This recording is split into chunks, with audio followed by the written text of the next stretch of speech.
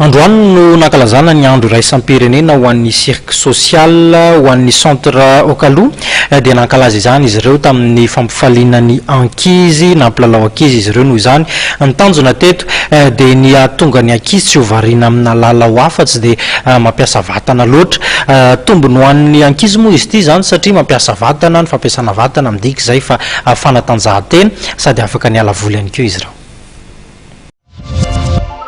Etsika nataonay androa zany dia androany ny andro raisam-pirenena mikasika ny ankalazana ny cirque social dia izay zany eto amin'ny Okaloha eto amin'ny centre Maintsorirony eto Ankadifotsy misy azao izao karakarain'ny association Aide Possible izay mariana indrindra fa ny Aide Possible no manana sekoly cirque voalohany indrindra eto Madagasikara manerana ny Océan Indien ary Afrika Ray manontolo. Ankoatran'izay kosa dia manana fandaharana matetika izahay ohatra hoe zao ao anatin'ny telo-bolana ho avy misy hetsika iarahana miaraka amin'ny fitana manodidina eto amin'ny fahatelo. Misy ihany koa ny arahana amin'ny EPP eto amin'ny tany fahatelo ihany koa reo miaraka amin'ny chef koa Antananarivo renivohitra. Dia misy amin'ireo hetsika maro isan-karazany reo miainga amin'ny fampianarana.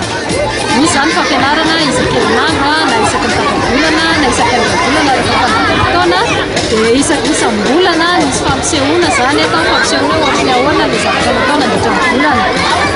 Dia amin'ny volana May zao dia efa misy sady ny Skidreo.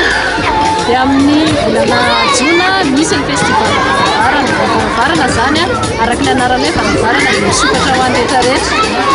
Dia izy io ny tanjona voalohany indrindra ampahatarina fa ny cirque sy ny kolontsaina ny haitao dia tsy natao entina ho ampiseho fotsiny fa fitaovana anankiray nentina hanamboarana sy ampivoatra ny fiarahamonina.